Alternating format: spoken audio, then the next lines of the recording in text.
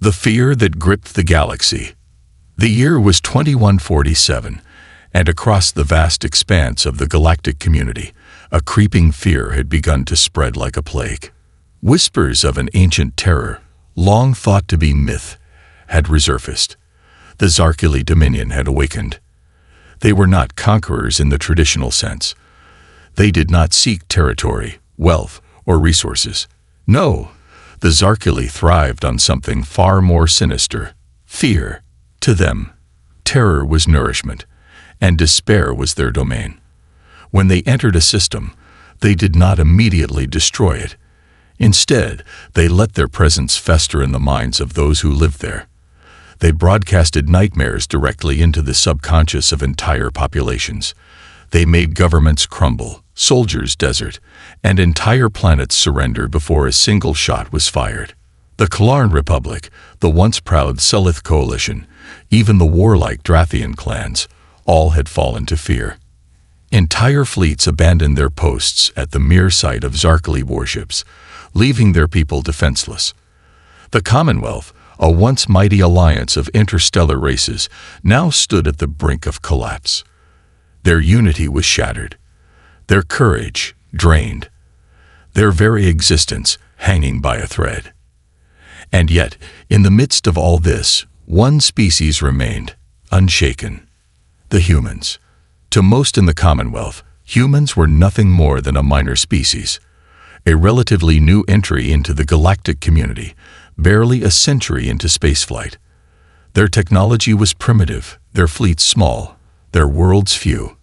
They had no genetic enhancements, no psychic barriers, no artificial augmentations that should have made them resistant to the terror that consumed entire civilizations.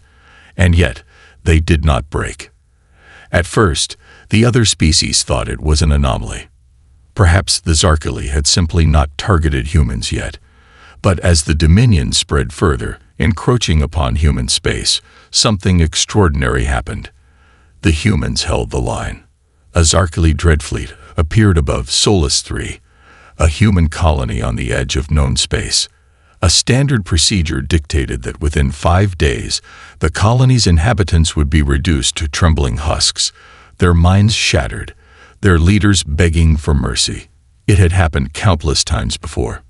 But 5 days passed, then 10, then 30, and the colony still stood. The Commonwealth's greatest minds observed in disbelief. The Zarkili, creatures of pure terror, were failing. Their fear-based tactics weren't working. And that was impossible. Fear always worked. So they escalated. The Zarkili increased their attacks, sending more warships, amplifying their psychological onslaught. The skies above Solus III were filled with darkness, their very presence warping reality. Hallucinations, maddening whispers, visions of death, all designed to shatter the human will. Yet still, the humans did not yield. A transmission from the colony's governor, Elias Carter, was broadcast across the Commonwealth. He appeared on screen, standing in the ruins of the city square, calm and unshaken. So, this is fear. I expected worse. Behind him, human soldiers were grinning, some even laughing. Their weapons were primed, their faces defiant. They weren't cowering in terror. They weren't breaking. If anything, they seemed amused. The message continued. To any species watching, I have a message for you. Fear is a choice. You can let it control you, or you can stand up and say, not today. The Zarkili think they're nightmares. Well, they've never met humans before. We don't just survive nightmares. We hunt them. The entire Commonwealth was shocked. The Zarkili's greatest weapon, the weapon that had subdued entire empires, was utterly useless against humanity. But how? Scholars scrambled to explain this impossibility. Was it some unknown evolutionary trait, a hidden genetic resistance, a defect in the Zarkili's fear-inducing abilities? None of these theories fit. The truth was far simpler, yet far more terrifying. Humans had conquered fear long ago. The psychology of the unbroken. The history of humanity was written in blood and fire. Unlike many species in the Commonwealth who had evolved in relative safety, humans were forged in hardship. Their history was filled with wars, plagues, disasters, and near extinctions. They had faced existential threats countless times before and survived. They were the species that had stared into the abyss and refused to blink. Fear was nothing new to them. They had lived with it since the dawn of their existence, and instead of submitting, they had learned to laugh at it. To the Zarkali, fear was a weapon. To humans, fear was just another problem to solve. The Commonwealth watched in awe as human fleets, far smaller than their enemies, began pushing back. Human soldiers marched into battle, fearless, against an enemy that should have broken them. They fought with strategy, with boldness, with sheer stubborn defiance. Where others saw despair, humans saw an opportunity to win. On the front line, a human general spoke to his troops before a battle against the Zarkali.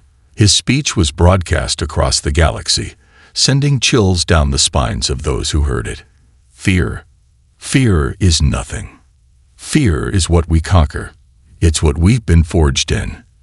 The Zarkali think they can break us. We will show them what it means to fight something that does not fear them back. We are human, and that means we are unbreakable. The galaxy held its breath. For the first time in history, the Zarkali were afraid, because they had finally encountered something they could not terrorize.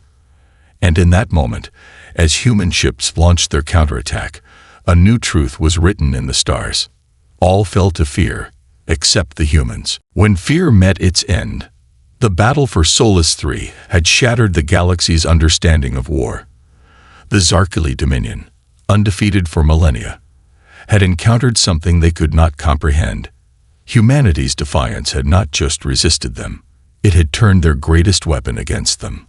And the consequences were catastrophic for the Zarkali. The Dominion's fleet over Solus III had expected another easy conquest. Instead, they faced a resistance so fierce, so unyielding, that it sent ripples of shock through their entire empire. For the first time, the Zarkali felt fear. Not the kind they fed on, not the manufactured terror they'd forced onto others. This fear was real, because for the first time in their long history, they were losing. The counterattack. Across the galaxy, the Commonwealth had been watching. For decades, their fleets had fled. Their worlds had surrendered before battles even began. Entire civilizations had fallen without a single shot fired. The Zarkali had convinced them that resistance was futile. But then, humanity stood. And suddenly, the galaxy saw what was possible. The momentum shifted. With the Zarkali distracted at Solus III, the humans launched a counteroffensive unlike any in history. It wasn't a traditional war. The humans didn't match the Zarkali fleet for fleet or engage in direct confrontations where they were outnumbered. Instead, they did what humans did best. They adapted. They studied the enemy. And then, they turned the terror back on the ones who had wielded it for so long. It started with psychological warfare. The Zarkali had spent centuries spreading fear, but they had never experienced it directed at them. Human strategists engineered a brilliant and brutal plan. Instead of broadcasting pleas for help, human forces sent messages of mockery. You call this fear? My grandmother's cooking scares me more than you do. Zarkali, we hear you whispering in our minds. Keep it up. It's putting our kids to sleep faster than bedtime stories. Fear is your weapon. That's cute. We grew up watching horror movies for fun. Across the battlefields, human soldiers laughed. They played music, not somber hymns of war, but upbeat, energetic songs. Some soldiers danced in the middle of gunfire, grinning as if this were a game. It broke something in the Zarkali. They couldn't understand it. They were used to victims screaming, begging, pleading. But these humans didn't react the way they were supposed to. Instead of cowering, they mocked. Instead of trembling, they charged forward. Instead of despair, they radiated excitement. And for the first time in history, the Zarkali experienced a foreign and horrifying emotion: doubt. Fear's greatest lie. Deep within Zarkali space, their high command struggled to comprehend the situation. Their greatest weapon, fear, was useless against humanity. No, it was worse than useless. It was now a weakness. The Zarkali's entire empire was built on an illusion that they were unstoppable, that resistance was futile, that their prey would always submit. Humanity had shattered that illusion in a single campaign. Word spread. The news of human resistance reached the planets still under Zarkali control, and something the Dominion had never faced before began to rise. Hope.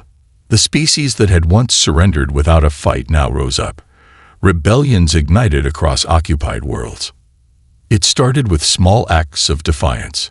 A Drathian mining colony, once enslaved to feed the Zarkali war machine, stopped working. When the Zarkali overseers tried to enforce control, the miners did not flee in terror. They stood tall, drawing inspiration from the humans.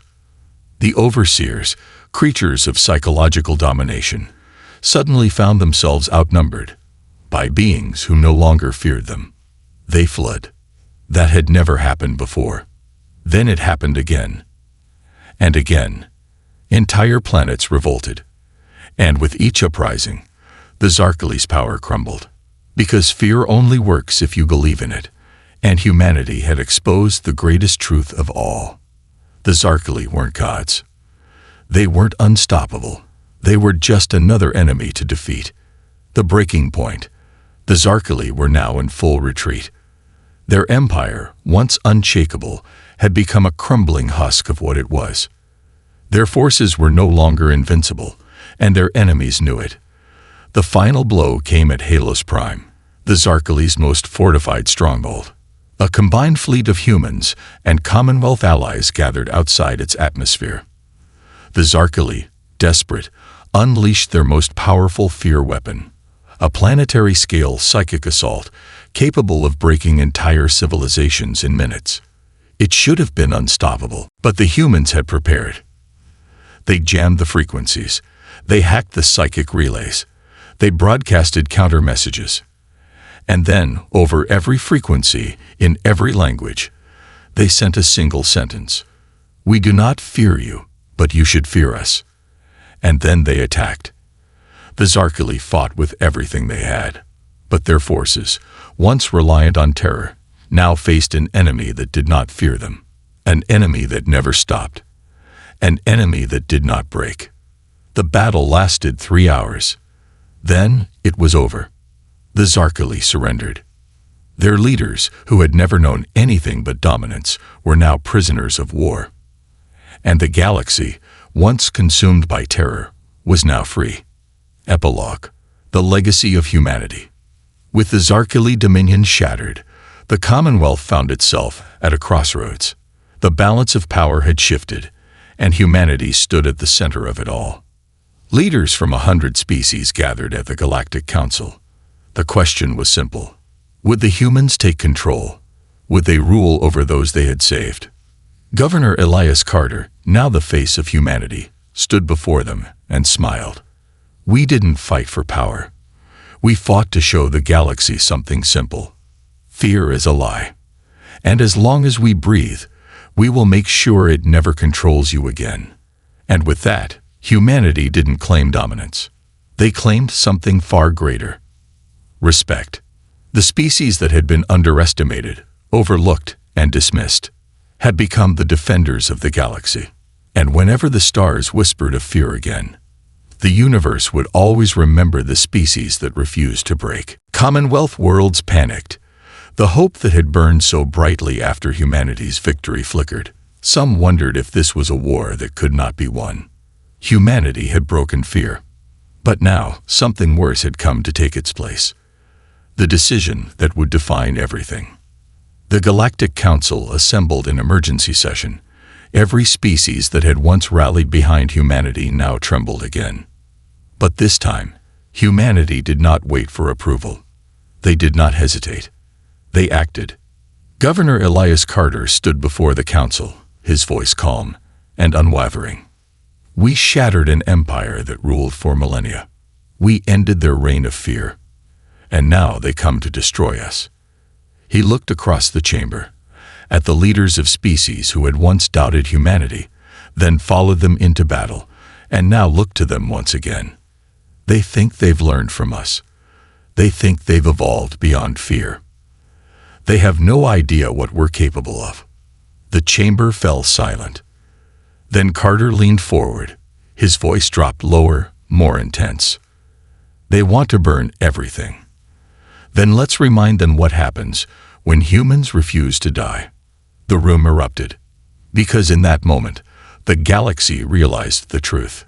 Humanity had been forged by war. They had defied fear.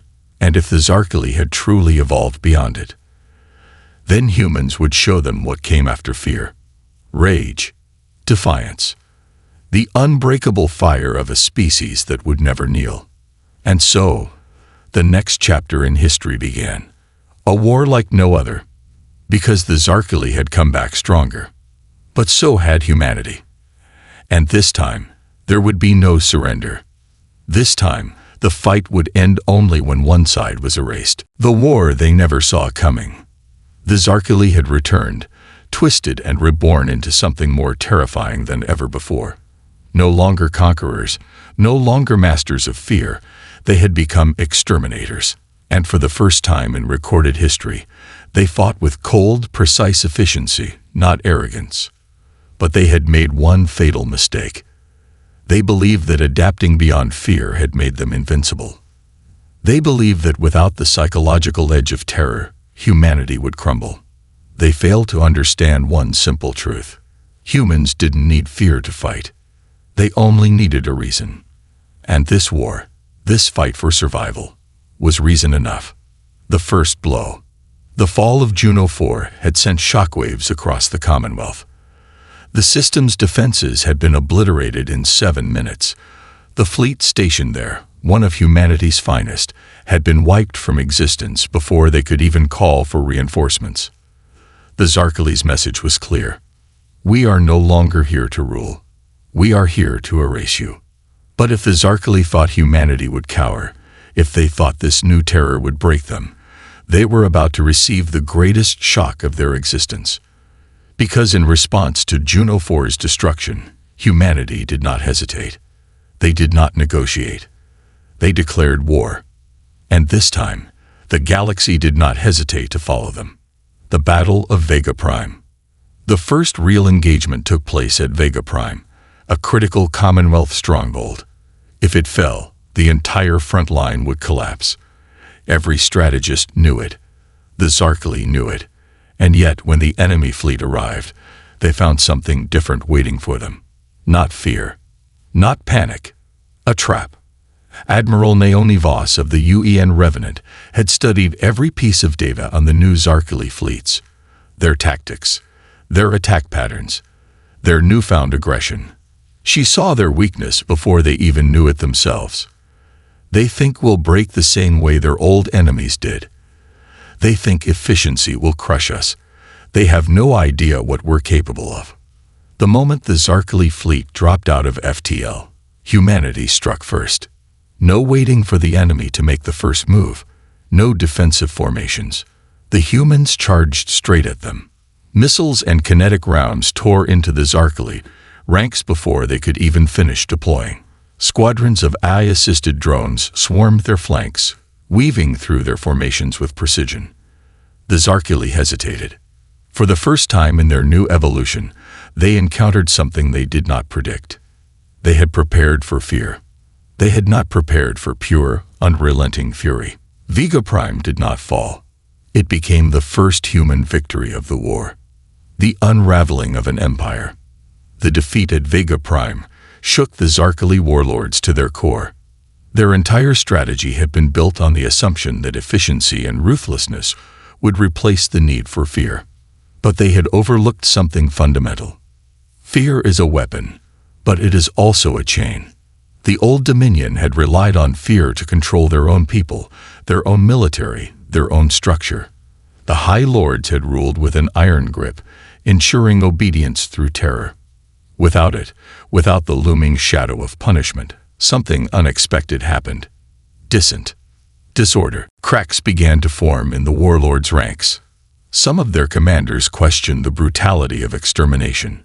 Some of their scientists whispered of human adaptability, of the fact that no matter how many battles they fought, humanity refused to break. The war was supposed to be swift. One Zarkali strategist confided in secret, "We were supposed to be beyond fear. But I tell you now, we fear them." The warlords tried to crush these whispers. They executed those who doubted. They doubled down on their extermination campaigns. But the cracks were already there, and humanity was about to shatter them completely. The assault on Dreadhold 7. If Vega Prime was humanity's first victory, Dreadhold 7 would become its greatest statement. Dreadhold 7 was a fortress world, one of the last bastions of the Old Dominion, now repurposed as a war factory. It churned out the Zarkali's new war machines, their new fleets, their weapons of extermination. Taking it seemed impossible. It was surrounded by automated defense grids, protected by a fleet 3 times larger than what humanity could muster. A direct assault would be suicide. So humanity didn't attack directly. They outthought their enemy. Using stolen Zarkali encryption codes, acquired through a mix of cyber warfare, captured enemy officers, and sheer human ingenuity, a false distress signal was broadcast.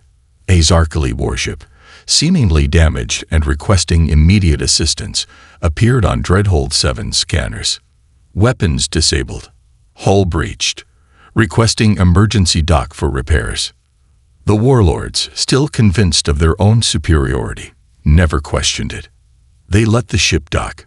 They let their security teams approach.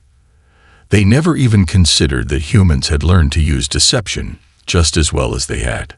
The ship's hull detonated inward, revealing a team of human shock troopers in vacuum-sealed armor. Ghost Squad 13, an elite infiltration unit, swarmed the station before the alarms could even sound. And the moment they hacked the defense grid, humanity struck. The fleet outside, led by the UEN Titan, jumped in at point-blank range, immediately bypassing outer defenses and unleashing hell. Within 20 minutes, Dreadhold 7 fell. Not just a victory. A message. You are not the only ones who evolve, and we are just getting started. The tipping point. The fall of Dreadhold 7 rippled across the galaxy. The Zarkali's own warlords turned against each other, blaming each other for the loss. Some of their generals began to defect, realizing that the war had become unwinnable. For the first time, humanity wasn't just fighting to survive. They were winning. And they were doing it by turning the Zarkali's own lessons against them. The warlords had evolved beyond fear, but now they faced something worse. They faced an enemy who refused to stop. An enemy who adapted faster than they could. An enemy who had nothing left to lose. And as humanity prepared for its next strike, as the Commonwealth rallied behind them with new fleets, new weapons, and new strategies, one thing became painfully clear to the Zarkali. This war wasn't going to end the way they had planned. Because this time, humanity wasn't just fighting to survive. They were fighting to erase the Zarkali from existence. Forever. When monsters learned to fear, the Zarkali had once ruled through terror. They had once fed on the fear of lesser races, reducing entire civilizations to trembling subjects. Now, they did not speak of fear. They felt it. Dreadhold 7's destruction had shattered more than just a war factory. It had shattered their illusion of invincibility. The warlords, who once spoke of efficient extermination, now whispered of human cunning, human fury, human relentlessness. The galaxy had changed. For the first time in history, humanity was no longer the hunted. They had become something far worse. They had become the hunters, the first signs of collapse. Across the Zarkali Dominion, panic spread like wildfire. Entire legions refused to obey orders, their once disciplined ranks breaking apart under the weight of mounting defeats. The warlords turned on each other, blaming one another for the catastrophe unfolding. Humanity should have been crushed in the first month.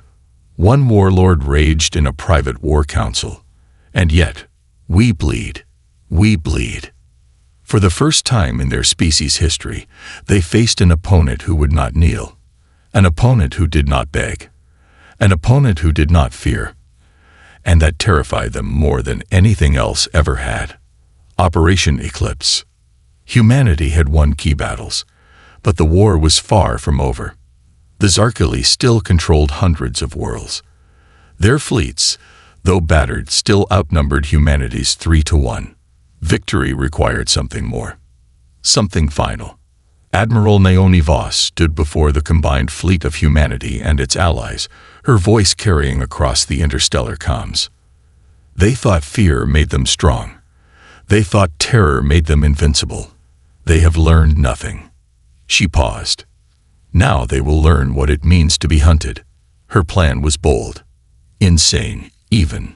Instead of waiting for the Zarkali to regroup, humanity would strike first, not at their fleets, not at their factories, but at the heart of their empire.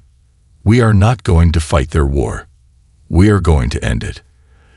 The operation had a single objective: assassinate the supreme warlord. The assault on Khorasan. Khorasan was the crown jewel of the Zarkali dominion, a world covered in black spires, its atmosphere laced with storms that howled like the screams of the countless species who had perished under Zarkali rule. At its core stood the Citadel of Lords, where the Supreme Warlord and his council commanded what remained of their failing war machine. No force in history had ever breached its defenses. No force in history had ever dared.